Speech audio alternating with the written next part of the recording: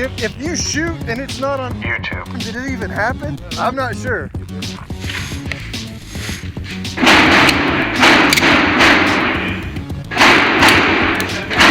Getting dirty. See how we run, getting dirty, getting slow. Come on, one stage.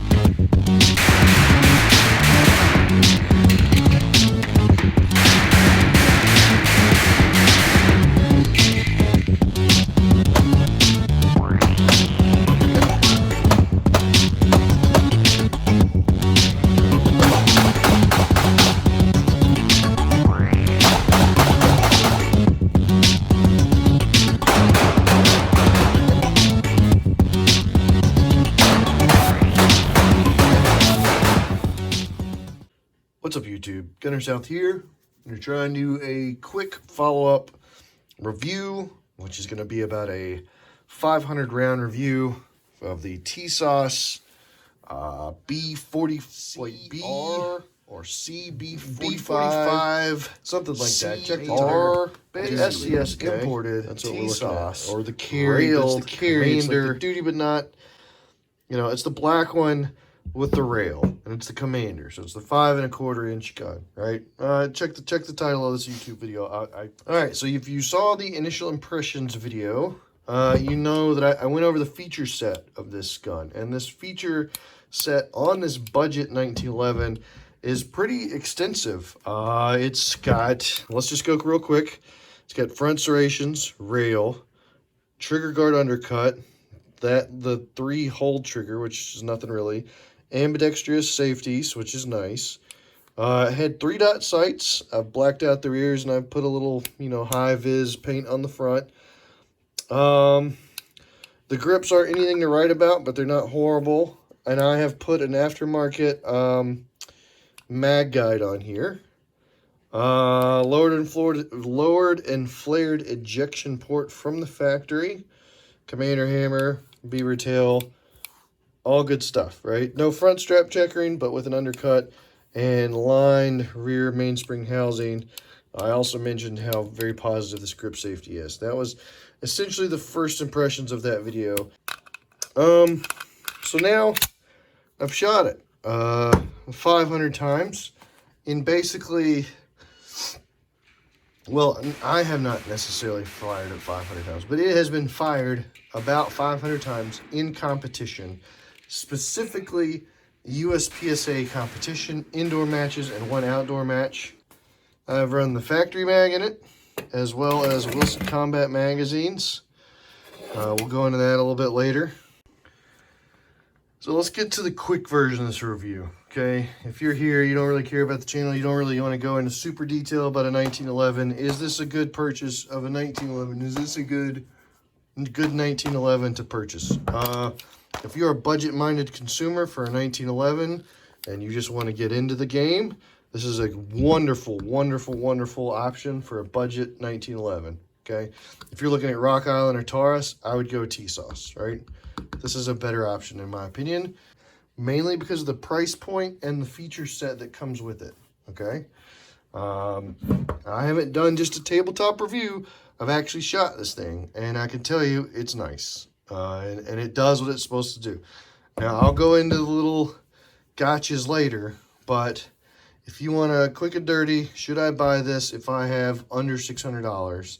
I would go with this one. I think from what I've heard, what I've seen, what I've read, and my personal experience with this gun, solid pick. All right, let me do a quick breakdown as to why I think this is a good one. This is going to be the good, right? This is, if we're going to break this down like good, bad, summary, okay? The good, all right? The good, Get a real positive 1911 grip, and by that I mean the undercut is nice. The trigger is nice. It's heavy but nice. It's a Series 70 trigger. It's a trigger that, despite it being heavy, you can get used to it. The grip is a very solid grip. That undercut is a very small thing, but if you've ever shot a traditional 1911, it's basically pushing this top finger away from where you can get nearly some of your best gripping strength from. And this undercut is really nice. And obviously the ergos of it is 1911. It points, it shoots, it's great. This gun in particular, I am an iron sight shooter. I typically shoot competition guns. I typically shoot 5-inch or longer competition guns because I like the sight radius that I can get out of those guns. And what I'm getting at here is that this is an inherently shootable, accurate gun. And by that I mean the trigger is predictable, and then the gun does its part. And I was putting, you know, pairs together, which is unusual for me out of a 4.5-inch gun, right? 4.25-inch gun. Normally I need the 5-inch sight radius to kind of give me that sort of competitive edge, or the competitive equality. It depends on how you think about the dots and whatnot. But I typically use the longer, as long as sight radius is legal for the division that I shoot, because I need it. And it's a bit of a crutch, you can say. But my trigger control and my shooting, I try and go for the longest sight radius I can and the nicest trigger that I can. This gun, while you might say has a heavy trigger and a short sight radius, I've been able to produce very good results for me, putting often shots together on a paper target on the move even. And I'll roll some of that footage if I can find it. So it's a very accurate gun and very shootable gun as it sits, even as a compact, right? Even as a tanker or whatever, commander. So if someone says this is an inaccurate gun, it might be the sample that they have or what. But I found this model to be a very accurate, mechanically accurate gun.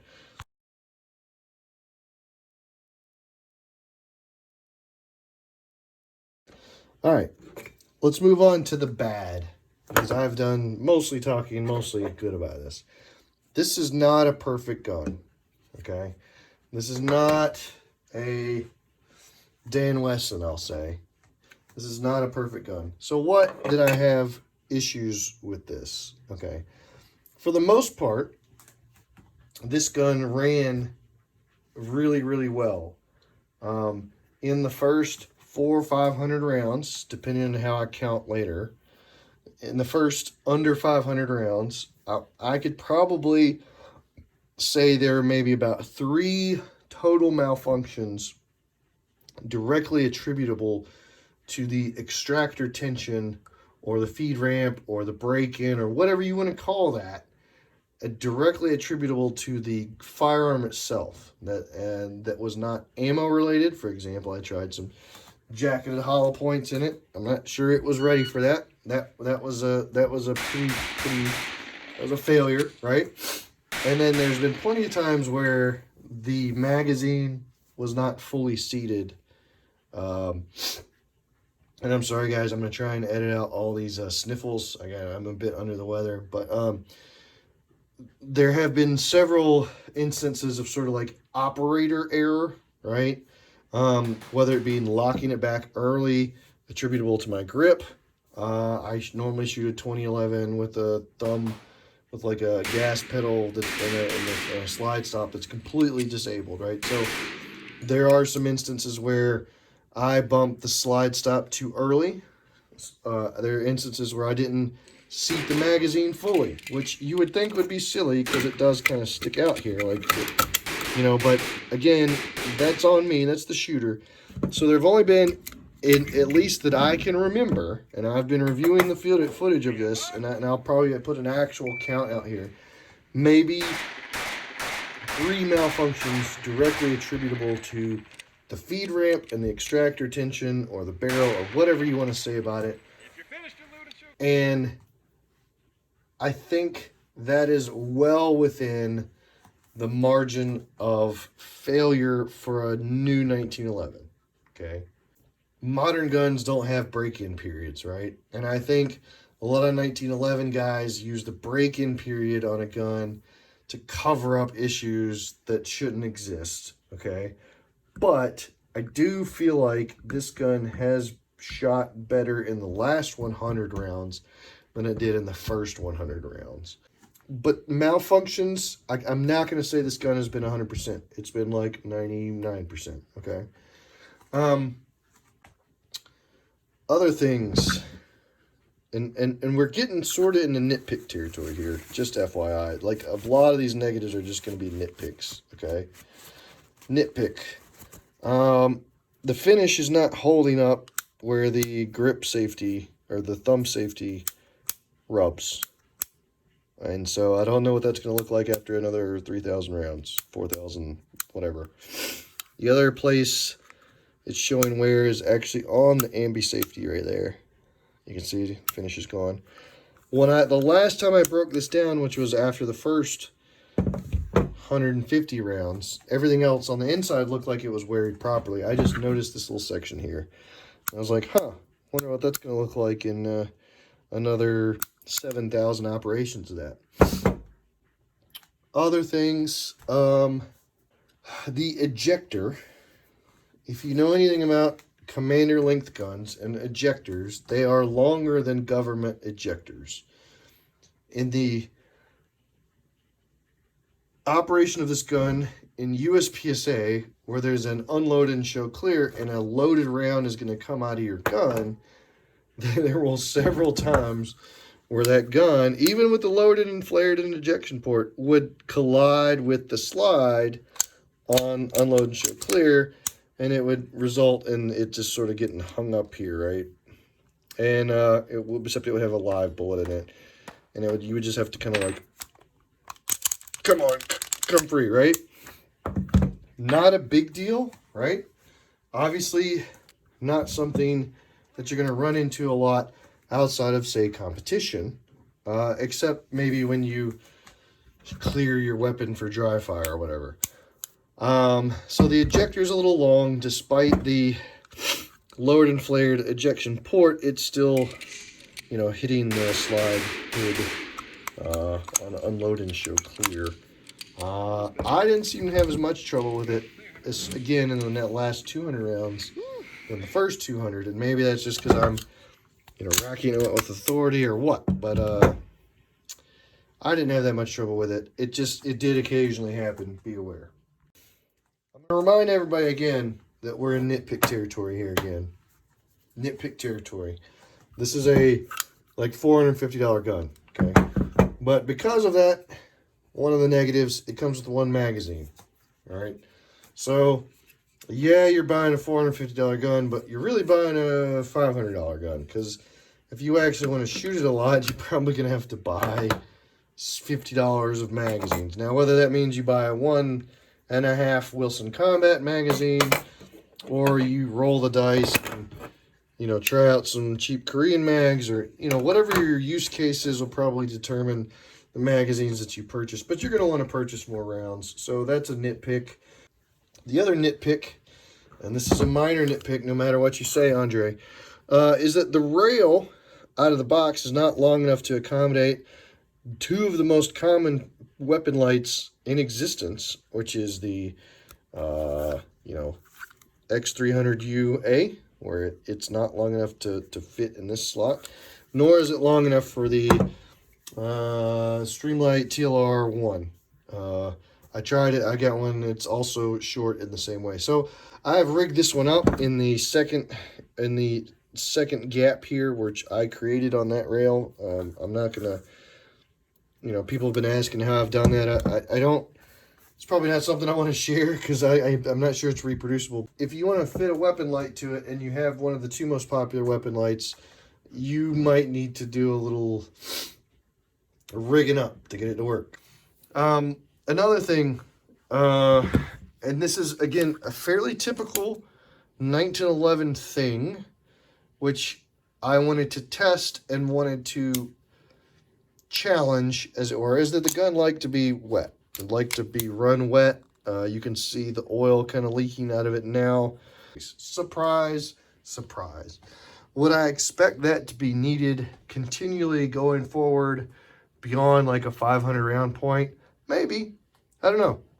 I'm just telling you, within the first 500 rounds, it seemed to function better while being run wet, like most 1911s do, okay?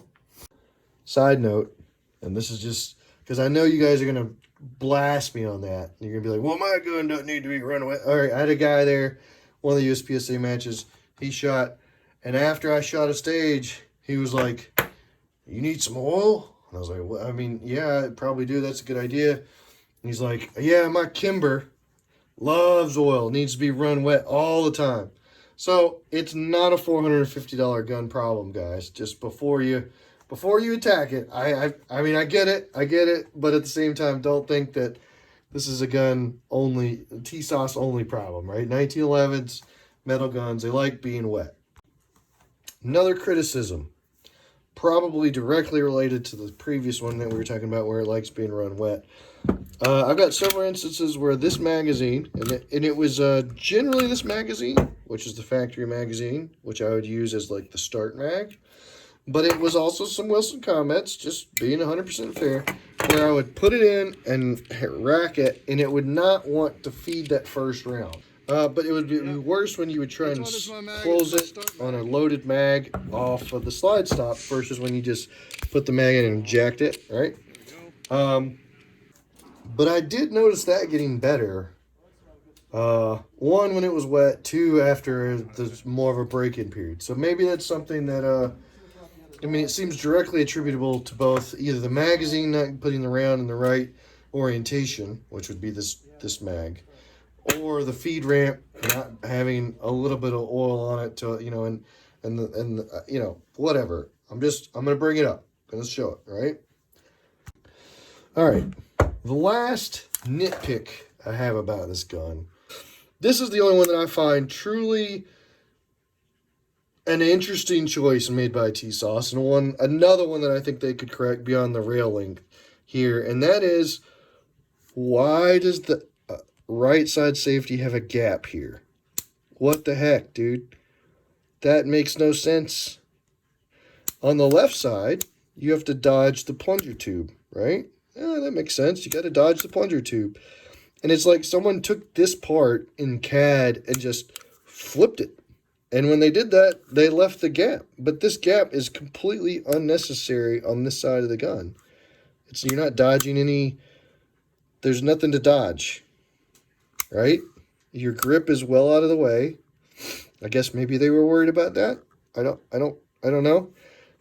So you've sort of intentionally, and you could see the daylight there, you've sort of intentionally weakened your AMB safety. And it's a metal part. You're not going to snap it off or anything. But you're taking away some real estate from our left-handed shooter friends. It didn't bother me much, obviously, other than I just thought it was an odd design choice. And perhaps something that they should look into. Maybe it's cost savings. Maybe that's why this gun is $450 and not more expensive, is because of that metal that they choose to leave out right there. But I don't know. Seeing as it's how on the outside of the gun, I could see this side being the one that gets smashed into stuff. And maybe you'll snap that off. I don't know. Probably not. Probably I'm looking for a problem that will not ever be an issue. But I found it to be an interesting design choice to leave out that material there, and to then leave it being such a thin piece here, versus where it is needed and necessary to be removed on this side of the gun because of this existing plunger tube here. So if you didn't know, now you do know why these safeties have that gap, and why, but this one has no use that I'm aware of, why you would leave that gap. Please correct me if I'm wrong in the comments, but that don't make much sense to me.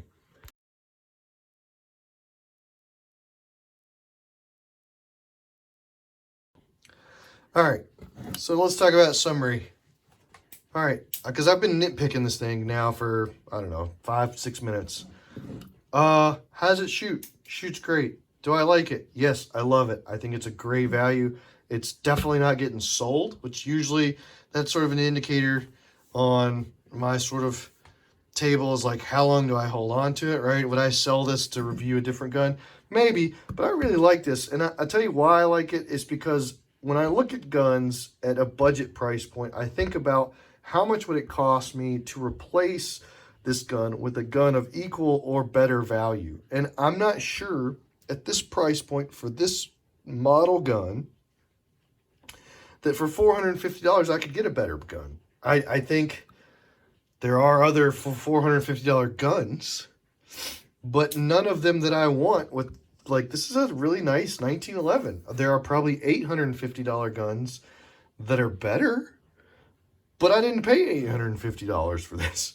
There might be $1,500 guns that I know are better, but I didn't pay $1,500, you know, for this. I paid much, much, much less.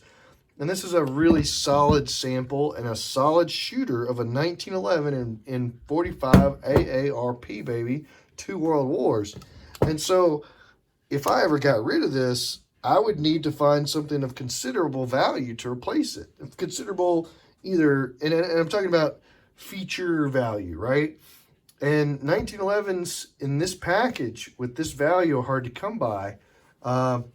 Especially with the reliability, even with all the problems I had with this, even with all the reliability issues, I think, and there was what, 3 and 500, even with that, I can fix those. I, you know, keep shooting it. And now I think the extractor with the wear, with the build up, with the shooting, with the, you know, round count has broken in. And it's likely that I will not have another issue with this gun using, you know, solid magazines or cheap aftermarket ones, right? Well, I don't know. We're going to find out. We'll do a 1,500 round review maybe if I ever get that much on this gun.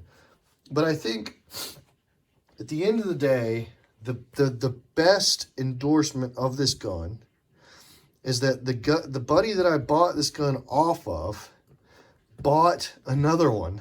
He bought a 5-inch stainless steel railed version because he just wanted the 5-inch version. He's been shooting it. It's been running great. I've seen it run great. It's well within the 500 round break-in period. It's been running well, and it's the 5-inch stainless steel railed version of it well. And then an even bigger endorsement than that. And remember, guys, you know, they're not sending this to me for free. But the even bigger endorsement is that I saw sort of the vanishing opportunity to grab one of these guns at a price point that they were. And so I don't know what to tell you guys. If that's not an endorsement, I got nothing. Like, here we go, right? And I'll tell you even something about this one. And this is probably maybe the last little wisdom that I can leave with you, is that I think the Commander is a more difficult execution to pull off than the 5-inch government is to pull off. Because I don't know, I posted this on my Instagram. I bought a bunch of these, like, literally $10 Black Friday sale magazines made by somebody in Korea. And I took this out a couple days ago, and the first shots through this gun were unoiled straight out of the box with cheap Korean mags. And besides the one magazine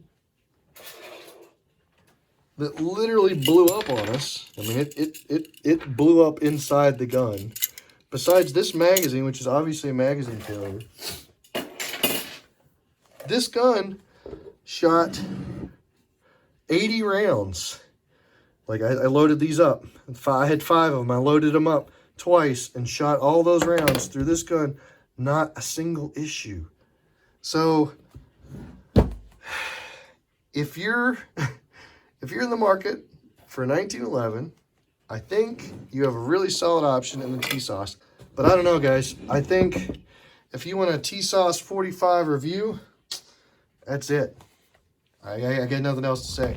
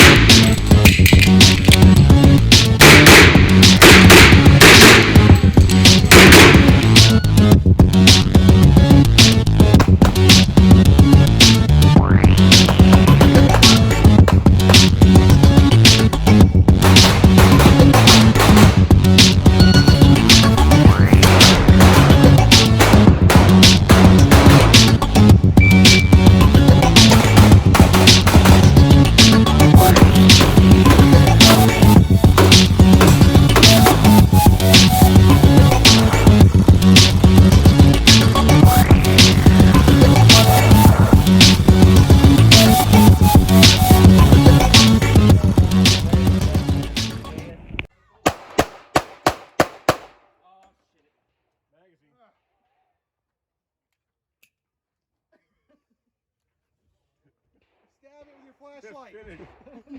Look. No, I got a flashlight. We still gotta shoot. Show clear.